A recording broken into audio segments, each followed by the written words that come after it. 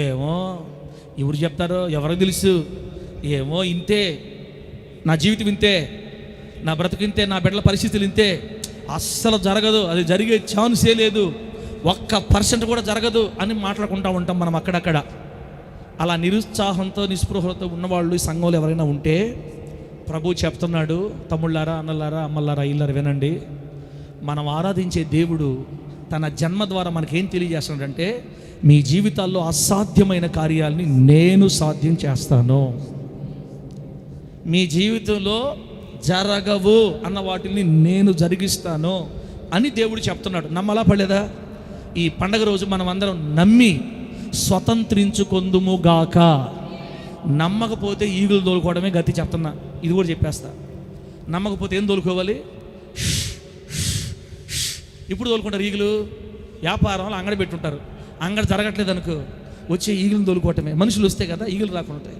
ఓరక ఈగులు తోలుకుంటూ ఉంటారంటే మనుషులు లేరని అర్థం, వ్యాపారం జరగటని అర్థం, కృంగిపోయారని అర్థం, దిగజారిపోయారని, దివాళా తీశారని అర్థం. బిడ్డ నేను డబ్బులు కట్టమని చెప్పట్లా దేవుడు. నమ్మి యేసయ్య జన్మలోనే గొప్ప ఆశీర్వాదం ఉందో మనకు. ఆమె చెప్పండి గట్టిగా. కన్య గర్భం ధరించి బిడ్డను కనింది మరియా. అది దేవుని యొక్క జన్మ. బిడ్డరా, అలా ప్రభువు జన్మించాడు 2000 సంవత్సరాల క్రితం. ఆయన జన్మని భూమి మీద ఉన్న ప్రతి దేశంలో ఉన్న మనుషులు ఈరోజు జరుపుకుంటున్నారు. దేవునికి స్తోత్రం కలుగును గాక. డిసెంబర్ నెల వచ్చిందంటే క్రిస్మస్ సీజన్ స్టార్ట్ అవుతుంది. డిసెంబర్ నెల వచ్చిందంటే క్రిస్మస్ సీజన్ స్టార్ట్ అవుతుంది. కాబట్టి ప్రపంచమంతా క్రిస్మస్ జరుపుకుంటున్నారు. దేవుని పుట్టిన దినాన్ని ఘనంగా జరుపుకుంటున్నారు. వారి శక్తి కొలది జరుపుకుంటున్నారు, వారికి ఉన్న బలము కొలది జరుపుకుంటున్నారు. నేను ఒక వీడియో చూసాను బిడ్డలారా, వాట్సాప్లో వచ్చింది. వాట్సాప్లోనూ నేను యూట్యూబ్లో చూశాను. న్యూయార్క్ వీధుల్లో, అమెరికా దగ్గర న్యూయార్క్ వీధుల్లో పరలోక రాజ్యం ఎలా ఉంటుందో అని పరలోక రాజ్యానికి సంబంధించిన సెట్టింగ్స్ వేసి లారీల మీద వాళ్ళు వీధుల్లో ఆ పరలోక రాజ్య దేవదూతలు ఎలా ఉంటారు, రెక్కలు ఉంటాయి కదా, ఆ లారీ తోలేవాళ్ళకి రెక్కలు ఉన్నాయి. అంత బంగారపు తాపడాలు చేయించి మొత్తం 1/2 కిలోమీటర్ దూరం ఆ బండ్లు, లారీలు, ఇల్లులు మొత్తం. అది ఎలా ఉంది తెలుసా? ఆ పెద్ద పెద్ద భవనాల మధ్యలో లారీల మీద వాళ్ళు ఆ విధంగా మరి బంగారపు తాపడాలు చేయించి వాళ్ళ బట్టలు వేసుకొని రెక్కలు కట్టుకొని తోలేవాళ్ళు, నిలబడేవాళ్ళు, స్త్రీలు, పురుషులు, మొత్తం మినీ పరలోకం ఎలా ఉందో అలా చూపించారనమాట. దానికి కోట్ల రూపాయలు ఖర్చు ఉంటుంది. అమెరికాలో ఉండేవాళ్ళు కోట్ల రూపాయలు ఖర్చు పెట్టి పరలోకాన్ని చూపించారు నగర వీధుల్లో. మనమేమో చర్చికి హల్లెలూయా అనకూడదులే. ఇంకా పెళ్ళిళ్ళకి కొత్త కోట్లు కట్టుకుంటారు. పెళ్ళిళ్ళకి కానీ పోవాలనుకో సినీ పెంచారు కట్టుకుని ఊరు బారు. లేకపోతే వేరే పరిస్థితి. ఉన్నా కూడా కొంతమంది పండగ లేదు, స్తోత్రం లేదు, ఆత్రం లేదు, పండగ లేదు, ఏం లేదు, మనకే అసలు మనకు పండగ లేదని అనుకునేవాళ్ళు కొందరు. కాస్త శక్తి ఉండేవాళ్ళు కూడా దేవుని ఆనందాన్ని లోకానికి చూపించడానికి కూడా మనసు రావట్లా. నా ప్రియమైన దేవుని బిడ్డ, నీ మనసుగా వదిలేస్తున్నాను నేను. మనకు దేవుడు ఈ పండగ రోజు ఏం చెప్తున్నాడు అంటే, సర్వలోక ప్రపంచమంతా యేసయ్య పుట్టినరోజుని ఘనంగా పండగ చేసుకుంటున్నామే. చెప్పండి గట్టిగా హల్లెలూయా. ఈరోజు బిర్యానీ తినడం ఎంత ప్రాముఖ్యమో, కొత్త బట్టలు వేసుకోవడం ఎంత ప్రాముఖ్యమో, క్రిస్మస్ పండుగ యొక్క పరమార్థం తెలుసుకోవడం కూడా మనకు అంతే ప్రాముఖ్యం. ఆమేనండి. ఒకవేళ యేసయ్య భూమి మీదకి రాకుండా ఉండుంటే భూమికి ఆకారమే లేదు, ప్రజలకి విమోచనే లేదు, ప్రజలకి ఆశీర్వాదం లేదు, ప్రజలకి క్షేమం లేదు, విడుదల లేదు, పాపం నుంచి విమోచన లేదు, శాపగ్రస్తమైన నిరాకారమైన స్థితిలో ఉండిపోయేది. నా యేసయ్య భూమి మీద అడుగు పెట్టడంతో భూమి చరిత్ర మారిపోయింది యేసునామములో. ఈరోజు యేసయ్య నీ ఇంట్లోకి అడుగు పెడితే నీ చరిత్ర మారిపోద్ది. ఈ క్రిస్మస్ రోజు యేసయ్య మీ గుండెల్లోనికి, మీ ఇంట్లోనికి అడుగు పెట్టునుగాక. అడుగు పెట్టాలంటే నమ్మాలా పడలేదా? ఏమని నమ్మాలి? నా దేవుడు కన్య గర్భంలో జన్మించాడు, అసాధ్యం అయినా సాధ్యం చేసి చూపించాడు. నా జీవితంలో కూడా అసాధ్యమైన కార్యాలు నా దేవుడు సాధ్యపరచగలడు అని నమ్మితే దేవుని శక్తిని కన్నులారా చూస్తావు యేసు నామములో. బిడ్డలారా, ఇప్పుడు వాక్యంలోకి వెళదాం. చదివిన వాక్యంలో యేసుక్రీస్తు వారు బెత్లెహేములో జన్మించాడు. బెత్లెహేములో యేసుక్రీస్తు వారు జన్మిస్తే మరి వారి ఇంటి దగ్గరుండి కనిందా, లేకపోతే పశువుల పాకలోనే కనిందా, మనకి క్లారిటీ లేదు. మొత్తం మీద యేసు ప్రభువాన్ని, బాలుడైన యేసయ్యని పసిగుడ్డుగా అప్పుడే పుట్టినటువంటి శిశువుని తీసుకొని వెళ్ళి ఒక సత్రంలో స్థలం లేకపోయేసరికి, సత్రం అంటే లాడ్జిలో గెరూతు కింహాము అంటారనమాట ఆ సత్రాన్ని, గెరూతు కింహాం. ఆ కింహాం సత్రంలో స్థలం లేకపోయేసరికి బెత్లెహేం దగ్గర హైవే అనమాట, అది హైవే, ఐగుప్తుకి వెళ్ళే దారి, సిరియా నుంచి ఐగుప్తుకి వెళ్ళే దారిలో బెత్లెహేం ఉంటుంది. బెత్లెహేం పక్కన ఆ మెయిన్ రోడ్ హైవే పక్కన లాడ్జీ కట్టారు, అది గెరూతు కింహాం సత్రం. ఆ సత్రంలో రూములన్నీ ఖాళీ లేవు కాబట్టి మరియా యోసేపులు ఆ పక్కనే ఉన్న పశువుల పాకలోకి వెళ్ళారు. అక్కడ ఆమె ప్రసవించిందా, ఆల్రెడీ ప్రసవించి తీసుకొచ్చిందో తెలియదు, కానీ యేసుక్రీస్తు వారిని మాత్రం పొత్తి గుడ్డలతో చుట్టి తొట్టిలో పరుండబెట్టడం జరిగింది. దేవుని మహిమ కలుగును గాక. ఒక్కసారి ఆలోచించండి, పరలోకంలో బంగారు వజ్రాలు వెండుల మీద తిరిగే యేసయ్య కోటాను కోట్ల మంది పరిశుద్ధుల చేత, దేవదూతల చేత పరిశుద్ధుడు అని పొగడబడుతున్నటువంటి యేసయ్య ఆ మహాభాగ్యాన్ని వదిలిపెట్టి పశువుల తొట్టిలో పడుకోవటం ఏంటి అసలు? ఎందుకు పశువుల తొట్టిలో పడుకున్నాడు? ఈరోజు మనం చర్చిలో నిద్రపోవాలనే, అది సంగతి. ఈరోజు చర్చిలో మనం తోగాలని ఆయన పశువుల తొట్టిలో పడుకున్నాడు. తెలుసా మీకు? తెలుసా? అదే బైబిల్ ఏం రాయబడిందంటే, ఆయన ధనవంతుడై ఉండి తన దారిద్ర్యము వలన మీరు ధనవంతులు కావాలనని ఆయన మన కోసం భూమి మీదకి దరిద్రుడుగా వచ్చాడంట. ఒకవేళ యేసయ్య రాజులలో పుట్టుంటే నువ్వు నేను ప్రభువు దగ్గరికి వెళ్ళేవాళ్ళం కాదు. ఎందుకంటే రాజులు మనల్ని ఆయన దాకా పోనీరు. మన ప్రభు అయిన యేసయ్య ఉన్నవాళ్ళలో పుట్టింటే ఆ ఉన్నవాళ్ళు మనల్ని అసలు దగ్గర కూడా రానీరు. ఇప్పటికే పేర్లు పెట్టి, కులాల పేర్లు పెట్టి మనల్ని వెలివేసారు పక్కన ఊరి చివర. ఒకవేళ ఉన్నవాళ్ళలో యేసయ్య పుట్టింటే మనల్ని అక్కడ దాకా రానీరు. అసలు యేసు ప్రభు వారు పుట్టిన తర్వాత మొట్టమొదటి ఆయన దగ్గర పోయింది ఎవరో తెలుసా? గొర్రెలు కాసుకునేవాళ్ళు. దేవునికి స్తోత్రం కలుగునుగాక. ఏం కాసుకునేవాళ్ళు? గొల్లలు, గొర్రెల కాపర్లు మొట్టమొదటి వెళ్ళి ప్రభువుని దర్శించారు, స్తుతించారు, ఆరాధించారు, పండగ చేశారు. ఆ తర్వాత ఎవరు వచ్చారు? జ్ఞానులు వచ్చారు. ముందు పేదలదే, లేని వాళ్ళదే, దరిద్రులదే, వాళ్ళదే మొదటి స్థానం. కానీ మనల్ని ఆయన ఎందుకు వచ్చాయంటే భూమి మీద దరిద్రులైన వాళ్ళందరినీ ఆశీర్వదించడానికి, కన్నీళ్ళలో ఉండేవారిని లేవనెత్తడానికి, రోగాల్లో ఉండేవాళ్ళని స్వస్థపరచడానికి, శాంతి సమాధానం లేకుండా కుంగిపోతున్న వారిని చెయ్యిపట్టి లేవనెత్తడానికి, బ్రతుకులు బాగు చేయడానికి, భూమి మీద విప్లవాత్మకంగా వారిని ఆశీర్వదించడానికి, వారి కన్నీళ్లు తుడవడానికి, నీకు నాకు క్షేమాన్ని ఇవ్వడానికి, మనం మనశ్శాంతి నెమ్మది కలిగి ఆయన కొరకు భూమి మీద ఫలించడానికి, పాపము నుంచి పూర్తిగా విమోచింపబడి నిత్య జీవానికి వారసులు అవ్వడానికి యేసయ్య పశువుల తొట్టిలో పడుకున్నాడు. గట్టి చెప్పు హల్లెలూయా. ఆయన పశువుల తొట్టిలో పడుకుంది ఎందుకు? మనం ఏడవడానికి కాదు, ఏడుపులో నుంచి బయటకు రావడానికి. ఆయన పశువుల తొట్టిలో పడుకుంది ఎందుకు? నువ్వు నీ భర్త అనుమానాలతో కొట్టుకొని సావడానికి కాదు, నీ అనుమానాలు తొలగిపోయి నువ్వు నీ భర్త సమాధానంగా బతకడానికి. యేసు ప్రభు పశువుల తొట్టిలో పడుకుంది ఎందుకు? రోగాలు, వ్యాధులు, బాధలు, దురాత్మ శక్తుల చేత మంత్ర తంత్రాలు చేతబడి ఇంకా ఏం చేశారో మొత్తం మీద దయ్యాలకు సంబంధించిన వాటితో కృషించిపోవడానికి కాదు, వాటన్నిటి నుండి విడుదల పొంది సాతాను నిన్ను చూస్తే పారిపోయే విధంగా దేవుని మూడంచెల కంచెలో నువ్వు ఆశీర్వదించబడటానికి యేసయ్య పశువుల తొట్టిలో పడుకున్నాడు. చెప్పండి గట్టిగా హల్లెలూయా. యేసయ్య పశువుల తొట్టిలో పడుకున్న తర్వాత కూడా నువ్వు దరిద్రుగా ఉంటే, నేను దరిద్రుగా ఉంటే ఇంకా దానికి అర్థమేంటి? యేసయ్య పశువుల తొట్టిలో పడుకున్న తర్వాత కూడా ఇంకా మనం అప్పులు పాలై ఉంటే, ఇంకా మనం ఏడుపుల్లో ఉంటే, బాధల్లో ఉంటే, కష్టాల్లో ఉంటే, సమస్యల్లో ఉంటే అసలు క్రిస్మస్ అర్థం లేదు. నా ప్రియమైన దేవుని బిడ్డ, దేవుని సేవకుడుగా ధైర్యంగా ప్రేమతో చెప్తున్నాను, అమ్మా యేసయ్య పశువుల తొట్టిలో పడుకుంది. నీ రాత మార్చడానికి యేసునామంలో, నా రాత మార్చడానికి యేసయ్య పశువుల శాలలో పడుకున్నాడు. ఆయన పశువుల తొట్టిలో పడుకుంది ఎందుకంటే మన బ్రతుకులు బాగు చేయడానికి. ఆమె చెప్పండి గట్టిగా. ఆయన ధనవంతుడై ఉండి తన దారిద్ర్యం వలన మనల్ని ధనవంతులుగా మార్చాలని మన ప్రభువు యేసుక్రీస్తు వారు ఈ భూలోకానికి దరిద్రుడుగా వచ్చాడు. సరే, పుట్టాడు బాగానే ఉంది. ఎక్కడ పుట్టాడు? బెత్లెహేములో పుట్టాడు.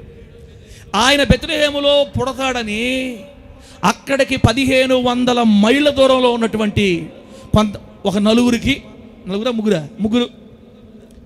ముగ్గురికి అర్థమైంది. యోధా దేశంలో ఎవరు పుట్టారు రాయబడింది అక్కడ. యోధా దేశంలో 2వ అధ్యాయం మొదటి వచనం.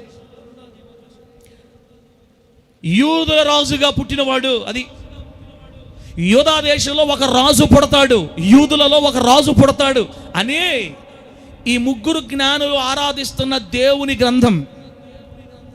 బిడ్డలారా, వాళ్ళు ఇరాన్ దేశానికి సంబంధించిన వాళ్ళు.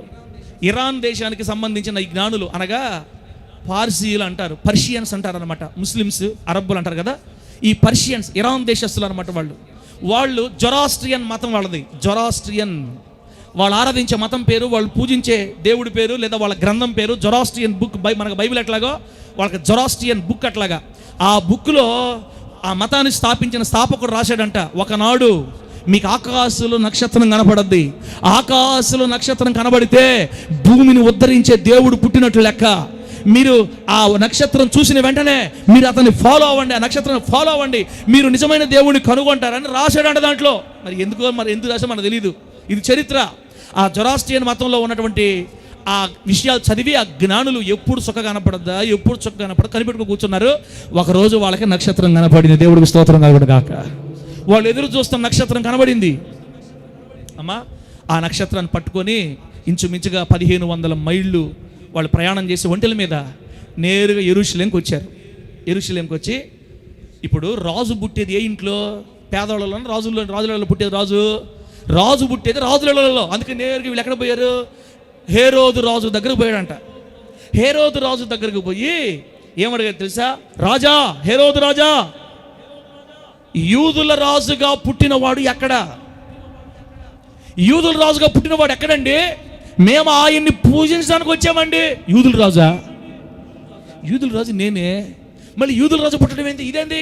లేదండి, మేము నక్షత్రం చూసి తెలుసుకున్నాం, తూర్పు దిక్కున నక్షత్రం మేము చూసాం, యూదుల్లో రాజు పుట్టాడు, ఆ రాజే దేవుడు, ఆ దేవుడే మా జీవితాలు మారుస్తాడని మా గ్రంథంలో ఉంది, అందుకే వచ్చామండి. ఎక్కడ పుట్టారండి అని అడిగారు. అప్పుడు హేరోదు రాజు ఏం చేశాడంటే, అప్పటికప్పటికే తన దేశంలో ఉన్నటువంటి శాస్త్రుల్ని, పరిసయ్యుల్ని, అంటే ఆ పాస్టర్, వాక్యం చెప్పే పాస్టర్లని, ఆ బైబిల్ చదివే వాళ్ళందరినీ పిలిపించాడు. శాస్త్రులు, పరిసయ్యులు పిలిపించి, అబ్బాయి, బాబు బెదరో, యూదుల రాజుగా పుడతాడు అని వాళ్ళ నక్షత్రం చెప్పిందంట. అసలు ఆ రాజు పుట్టాడన్న సంగతి మీ గ్రంథంలో ఉందా? ఉంటే ఎక్కడ పుడతాడు? అది నిజమా? ఒకసారి మీ గ్రంథాలు చూడండి అని అడిగారు. అడగగానే వాక్యం బాగా చదివిన వాళ్ళు ఉన్నారు వాళ్ళల్లో. వాళ్ళు ఒక్క నిమిషం కూడా ఆలస్యం చేయకుండా, ఓ రాజా, యూదుల రాజు పుడతాడని మన గ్రంథాల్లో ఉంది. అమ్మా, హేరోదు మహారాజు కూడా యూదుడే. బతుకుండేవాడు హల్లు చెప్పండి గట్టిగా. జీవం కలిగి ఉండేవాడు హల్లు చెప్పండి. బతుకుంటారా? ఏం చెప్పాను? హేరోదు రాజు దగ్గరికి వచ్చి, ఎక్కడయ్యా పుట్టింది అని అడిగితే వాళ్ళు చెప్తారు, అయ్యా, ఈ శాస్త్రులు పరిశీలన చెప్తున్నారు, హేరోదు రాజా, హేరోదు యూదుడే. యూదుల రాజుగా పుట్టేవాడు ఎక్కడ పుడతాడో తెలుసు? బైబిల్ చెప్పింది, యూదయ దేశపు బెత్లెహేమ. ఎన్నో వచనం అది? 5వ వచనం. అందుకు వారు, యూదయ బెత్లెహేములోనే ప్రభు, ఏలయనగా మన ప్రవక్త రాశారు ఈ వాక్యాన్ని. అయ్యా, మన ప్రవక్త గారు, మీకా ప్రవక్త గారు రాశారు ఈ వాక్యాన్ని. యూదయ దేశపు బెత్లెహేమ, నీవు యూదా ప్రధానులలో ఎంత మాత్రమునో అల్పమైన దానవు కావు. ఇశ్రాయేలును, నా ప్రజలను పరిపాలించు అధిపతి నీలో నుండి వచ్చునని రాయబడి ఉన్నది ప్రభు. అమ్మా, తెలుగు సినిమా చూస్తున్నారా? అమ్మా, నా మాటలు అర్థమవుతుంది? హల్లెలూయా చెప్పండి అమ్మా, గట్టి చెప్పండి హల్లెలూయా. కరెంటు ఉంటే పాట పాడి కూర్చొని వాక్యం చెప్పేవాడిని. ఇప్పుడు హైవేలో చూస్తుంది, నువ్వు కూర్చుంటావా, నువ్వు నిలబడి చెప్తావా అన్నట్టు చూస్తుంది. ఎట్ట అనిపిస్తాడు చెప్తా, మర్యాదగా పెట్టుకో కెమెరా నువ్వే. హేరోదు రాజు దగ్గరికి వెళ్ళి అడిగితే, హేరోదు రాజుతో చెప్తున్నారు శాస్త్రులు, పరిశీలి, అయ్యా, మన గ్రంథంలో మీకా ప్రవక్త చెప్పున్నాడు, ఇశ్రాయేలును పరిపాలించే రాజు యూదయ దేశపు బెత్లెహేములోనే పుడతాడని రాయబడింది. కాబట్టి ఇప్పుడు రాజు పుట్టింది ఎక్కడో తెలుసా? బెత్లెహేములో అని చెప్పారు వాళ్ళు. ఇట్లారా, అప్పటి నుంచి హేరోదు రాజు కుండు కలవరం అయింది. తర్వాత వాళ్ళతో కొంచెం అన్యాయంగా, అక్రమంగా, మోసపూరితంగా మాట్లాడి, ముందు మీరు వెళ్ళండి, కనుక్కోండి, మీరు పూజించిన వచ్చి నాకు విషయం చెప్పండి, నేను కూడా వచ్చి ఆయన ఆరాధిస్తానని చెప్పి లోపల ఎప్పుడెప్పుడు చంపేద్దామని మనసులో కక్ష పెట్టుకో ఉన్నాడు. అది మనకు అనవసరం, అది పక్కన పడేది దాన్ని. నేను మీకు చెప్పాలనుకున్న పాయింట్ దగ్గర మిమ్మల్ని తీసుకోబోతా బిడ్డలారా. ఆ తర్వాత హేరోదు రాజు ఈ జ్ఞానులు మోసం చేసి వెళ్ళిపోయిన తర్వాత వేరొక దిక్కున వాళ్ళ దేశంకి వెళ్ళిపోయారు. దేవదూత హేరోదు రాజు దగ్గరికి వెళ్ళదని చెప్పేసరికి వాళ్ళ దేశంకి వెళ్ళిపోయారు వేరే రూట్లో. ఆ తర్వాత హేరోదు ఏం చేశాడంటే 2 సంవత్సరాల కంటే తక్కువ వయసున్నట్టు మగపిల్లలందరినీ చంపేయమని ఆజ్ఞ జారీ చేస్తే బెత్లెహేములో ఉన్నటువంటి మగపిల్లలందరినీ చంపేశారండి. బెత్లెహేములో 2 సంవత్సరాల కింద ఉన్న వాళ్ళందరినీ చంపేశారు. వాళ్ళలోనే యేసు ప్రభువు చనిపోతారు అనుకున్నారు. కానీ సృష్టికర్త కదా, మనిషి చేతులు ఎలా పడతాడు? దేవదూత చేత బోధించబడిన వారై మరియా, యోసేపు, బాలుడైన యేసయ్య ఐగుప్తుకు పంపించేశాడు. రాత్రే దేవదూతలు క్షేమంగా ఐగుప్తుకు తీసుకెళ్ళిపోయారు. కానీ ఎన్నో వందల మంది మగపిల్లలు, చిన్నపిల్లలు చనిపోయారు ఆ టైంలో. అది జరిగిన సంగతి అక్కడ. అయితే బిడ్డలారా, ఈరోజు మన అంశం మనం దేని గురించి ఆలోచించాలనుకుంటున్నామంటే, ఇక్కడ ఈ 2025 క్రిస్మస్ ఆరాధనకు వచ్చిన మన అందరితో పరిశుద్ధాత్మ దేవుడు మాట్లాడుతున్న మాట, యోదయా దేశపు బెత్లెహేమా, నీవు అల్పమైన దానవు అనుకుంటున్నావు. చక్కని మాట చూడండి, అక్కడ ఏముంది? యోదయా దేశపు బెత్లెహేమా, నీవు యోధా ప్రధానులలో ఎంత మాత్రము అల్పమైన దానవు కావు. ఇశ్రాయేలును నా ప్రజలను పరిపాలించే అధిపతి నీలో నుంచే వస్తాడు అని మీకా ప్రవక్త ద్వారా దేవుడు రాయించాడు. ఒకసారి మీకా గ్రంథం తీయండి, 5వ అధ్యాయం 2వ వచనం చూద్దాం. మీకా గ్రంథం 5వ అధ్యాయం 2వ వాక్యంలో, అనగా యేసు ప్రభు వారు పుట్టక ముందు 500 సంవత్సరాల క్రితం, యేసు ప్రభు వారి జన్మకి 500 సంవత్సరాల క్రితం రాయించాడు దేవుడు ఈ ప్రవచనం. ఏముంది అక్కడ? నేను చదివే మాట మీరు అండర్లైన్ చేసుకోండి. బెత్లెహేము ఎఫ్రాతా. బెత్లెహేముని ఫస్ట్ రోజుల్లో మొదట్లో ఎఫ్రాతా అని పిలిచేవాళ్ళు, తర్వాత బెత్లెహేముని పేరు పెట్టారు. బెత్లెహేము ఎఫ్రాతా, యూదా వారి కుటుంబములలో నీవు స్వల్ప గ్రామమైన నా కొరకు ఇశ్రాయేలును ఏలబోవాడు నీలో నుండి వచ్చును. పురాతన కాలం మొదలుకొని శాశ్వత కాలం వరకు ఆయన ప్రత్యక్షమగుచుండెను అని అక్కడ రాయబడింది. ప్రభు నామానికి మహిమ కలుగును గాక. గట్టిగా చెప్పండి హల్లెలూయా. నేను కూర్చొని చెప్తా, లేక నాకు అర్థమైంది. మార్చుకోమ్మా. అమ్మా, పల్లవ పాడితే కొంచెం లైన్లోకి వస్తారు. పెట్టుముడా పెట్టు. ఆ పాట పాడారా ఇందాక? అన్న ఆ పాట పాడు జానపదన్న. ఏదో మనం ముతుకులు పాడిన పాట ఏం పాడతాముడా తమ్ముడు? ఏం పాట మనం పాడింది? తమ్ముడు కూడా అలవాటు మరి క్రిస్మస్ పాటే అది పాడారన్నా? పాడారా? ఈ పాట పాడారా? జానపదన్న ఇటుపడి జానపదన్న కళ్ళ ఈ పాట పాడదాం. ధ్వనించగా కొత్త పాట, స్తోత్ర, సర్వ పాప పరిహారి, లోకమందు ఉదయించే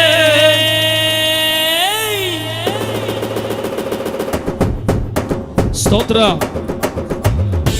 చప్పలు కొట్టండి గట్టిగా.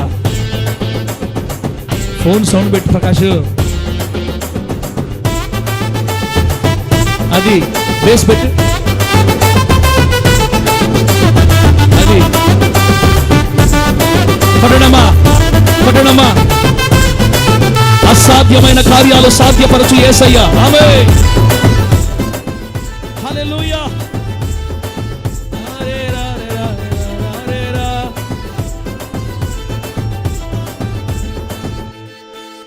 దేవునికి స్తోత్ర. ఆకాశాన తారలన్నీయు కలిసి పాడేనే ఓ కొత్త పాట. ఓ బాలుని తిలకించను తరలి వచ్చే ఆ దూత గణం. పరలోకపురమునందు మూగబోయే ఆ వీధులు సర్వ పాప పరిహారిని పూజింప పరుగెత్తగా భూలోక జ్ఞానులే బడిబడిగా చేరగా యేసురాజు పుట్టిన చోటే సంబరాలు అంబరాన్ని తాకేలా ఈ పుడమే పావనమాయే రక్షకుని పాద స్పర్శతో.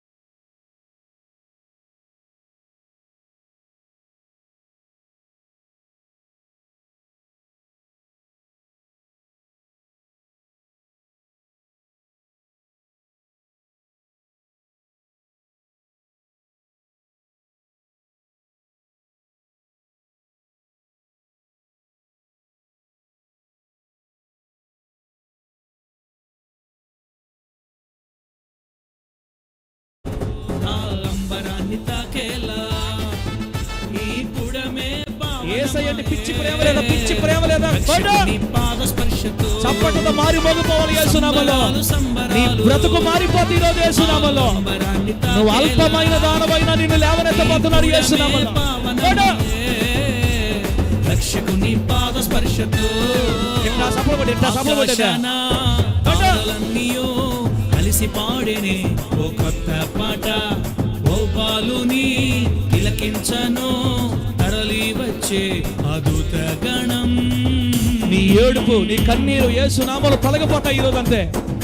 అల్పమైన దానవుగా బాధపడుతున్న నీ జీవితాన్ని లేపుతాడు. 2025 క్రిస్మస్ ఆశీర్వాదాలు పొందుకోబిడ్డ యేసునామములో.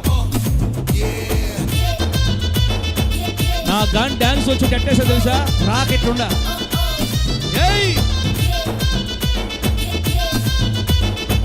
హల్లెలూయా. తారే రా రా రా రా. డాన్స్ లేసే యవనస్తుల పొట్ల ఇంకా మనకి పొట్ల ఏం చేద్దాం కర్మ. సర్వలోక పరిపాలకుడు నరులతో సహవాసముకై ఏతెంచా, అక్షయ రాజ్యమును చేర్చ, మహిమనంత వీడి వచ్చగా దారి తప్పిన మనలను వెదకవచ్చెనే, నీతి మార్గము మన ఈ స్టెప్ తప్ప మా ఇంట్లో దేవుడా జాలపలక మన శిక్షను ఆయనే భరించేనే, పరిశుద్ధత బహుమతిగా ఇచ్చేనుకే. మన చీకటి బ్రతుకులే రక్షకుని రాకతో కృప ద్వారా వైభవమాయే. సంబరాలు సంబరాలు రో అంబరాన్ని తాకేలా ఈ పుడమే పావనమాయే. రక్షకుని పాద స్పర్శతో సంబరాలు సంబరాలు రో అంబరాన్ని తాకేలా ఈ పుడమే పావనమాయే. సినిమా పాటలకి సిగ్గులా? యేసయ్య పాటలకి గట్టిగా. ఆకాశాన తారలన్నీయో కలిసి పాడేనే ఓ కొత్త పాట, ఓ బాలుని తిలకించను తరలి వచ్చే పరలోకపురమునందు మూగబోయా వీధులు సర్వ పాప పరిహారిని పూజింప పరుగెత్తగా, భూలోక జ్ఞానులే వడివడిగా చేరగా యేసురాజు పుట్టిన చోటే. సంబరాలు సంబరాలు దేవునికి స్తోత్రం. అంబరాన్ని తాకేలా ఈ పుడమే పావనమాయే. రక్షకుని పాద స్పర్శతో సంబరాలు సంబరాలు ఆ అంబరాన్ని తాకేలా ఈ పుడమే పావనమాయే. రక్షకుని పాద స్పర్శతో. Happy happy Christmas, merry merry Christmas. Happy happy అని చెప్పండి. Merry merry Christmas, happy happy Christmas, merry happy Christmas, happy merry Christmas. Glory. హల్లెలూయా.